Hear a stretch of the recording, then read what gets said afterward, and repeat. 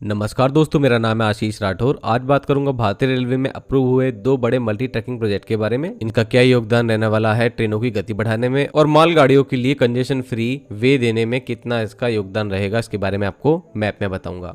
लेकिन सबसे पहले जान लेते हैं आज भारतीय रेलवे में वेस्टर्न रेलवे जोन जो है यहाँ पर एक बड़ा काम हुआ है और ये काम जो हुआ है ये एक रोल मॉडल बन जाना चाहिए अब सभी जोन्स का। इसी तरीके से तेजी से काम उनको करना होगा एंक्रोचमेंट हटाने में। तो दोस्तों, जो ये अतिक्रमण है ना, ये भारतीय रेलवे में एक बीमारी की तरह बहुत सालों तक फैला रहा है और बढ़ता ही रहा है हमेशा। जैसे जैसे एक झुग्गी डलती है वो एक बड़ा घर बन जाती है, पता ही नहीं लगता, और रेलवे डिपार्टमेंट उसको हटा भी नहीं पाता है।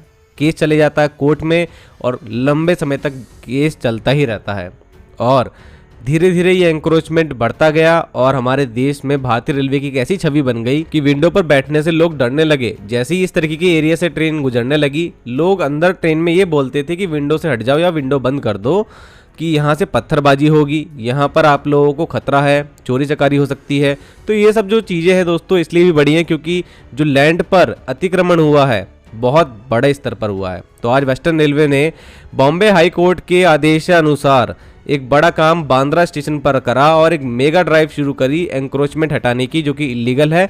और आप देख सकते हैं बड़े बड़े घर भी यहाँ पर बन गए थे और इन सबको किस तरीके से बुलडोजर से हटाया जा रहा है। एक बड़ी मात्रा में पुलिस फोर्स यहाँ मौजूद थी जिनकी निगरानी में यहाँ पर लगातार ये काम हो रहा है और ये साफ़ सफाई बहुत अच्छी जब हो जाएगी तो ये स्टेशन काफ़ी अच्छा देखने में लगेगा। तो ऐसा तो पूरे महाराष्ट्र में कई स्टेशंस के आसपास आप लोगों को देखने को मिलेगा और मैं जैसे कि बता चुका हूँ कि पूरे देश में ये दिक्कतें हैं और ख़ासकर दिल्ली एनसीआर में देखा जाए तो बहुत ज़्यादा दिक्कतें हैं।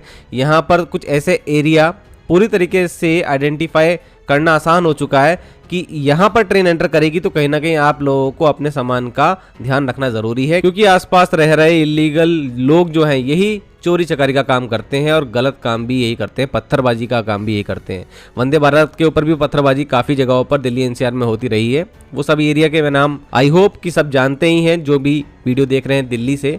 और देश में और भी जगह ऐसी हैं, जैसे कि हल्द्वानी में एक केस हुआ था जब हल्द्वानी में एंक्रोचमेंट हटाने गई थी रेलवे की टीम, तो उनके ऊपर कैसे पत्थरबाजी हुई थी जबकि वो कोर्ट के आदेश के अनुसार गए थे वहाँ। तो वो सब जो चीज़ें दोस्तों, अब मुझे लगता है कि सरकार को और रेलवे को बहुत ज़्यादा गहन चिंतन की ज़रूरत है इस चीज़ के ऊपर।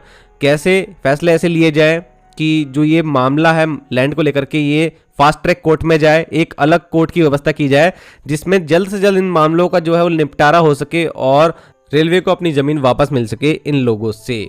आई होप कि आगे railway safer future ready infrastructure बनाने में सफल रहेगा और आने वाले सालों में ये एनक्रोचमेंट जल्द से जल्द खत्म हो सके देश में। चलिए दोस्तों, दो बड़े मल्टी ट्रैकिंग प्रोजेक्ट के बारे में बात करता हूं। दोस्तों, ये प्रोजेक्ट किलोमीटर के हिसाब से तो आपको छोटे लगेंगे लेकिन इम्पैक्ट इनका बड़ा है। सबसे पहले तो दोस्तों 64 किलोमीटर का डबलिंग प्रोजेक्ट सामने आया है। 993 करोड़ रुपीस इसमें खर्च होने वाले हैं।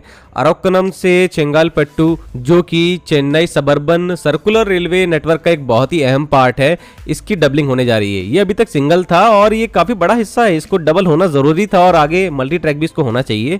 तो आखिरकार ये फैसला जो है लिया गया है इसको डबल करने का, जैसे कि आप मैप में भी देख पा रहे होंगे। तो दोस्तों, ये जो रूट है इसके डबल हो जाने से एक तो यहाँ पर जो यात्री गाड़ी हैं और जो लोकल ट्रेनें चलती हैं उनको तो काफ़ी फ़ायदा होगा ही, लेकिन यहाँ से जो मालगाड़ियाँ गुजरती हैं उनको काफ़ी समय तक इंतजार करना पड़ता है लाइन क्लियर मिलने का। इस प्रोजेक्ट से जो सीमेंट मैन्युफैक्चरिंग इंडस्ट्री है यहाँ पर उसको बहुत ज़्यादा फायदा पहुँचने वाला है।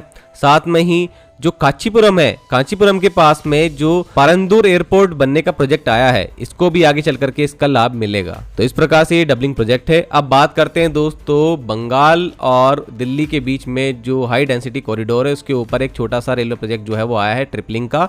ये भी एक मल्टी ट्रैकिंग प्रोजेक्ट है। अगर मैं बात करूं दोस्तों दिल्ली हावड़ा एसडीएन रूट की वाया पटना, तब हम को देख सकते हैं कि किस तरीके से ट्रिपलिंग यहाँ पे फायदा पहुंचाएगी। तो 54 किलोमीटर का कियोल से झाझा के बीच में थर्ड रेलवे लाइन डलने वाली है, आप मैप पे देख सकते हैं। 962 करोड़ रुपए से ये थर्ड रेलवे लाइन डलेगी। इससे कहीं ना कहीं बिहार की कनेक्टिविटी बंगाल से और ज्यादा अच्छी हो सकेगी। अगर सुपर थर्मल पावर प्लांट की बात करी जाए, बड़ में जो है और जवाहर में जो है, इन दोनों को ही काफी ज्यादा फायदा मिलेगा। यहाँ से जो कोयला ट्रांसफर होगा मालगाड़ियों के लिए एक अच्छा रूट होगा। साथ में ही जो बंगाल से यहाँ पर हल्दिया पोर्ट्स और अदर जो पोर्ट्स है वहां से सीधा रक्सौल नेपाल की तरफ मालगाड़ियां जाती हैं सामान लेकर के, उनके लिए काफी अच्छा यहाँ पर एक और ट्रैक मौजूद होगा जिससे सेफर, फास्टर, एफिशिएंट ऑपरेशन हो पाएगा मालगाड़ियों का। तो दोस्तों ये थे 2 multi tracking project. I hope आप लोगों को समझ में आया होगा। आज के लिए दोस्तों इतना ही। वंदे मातरम, भारत माता की जय।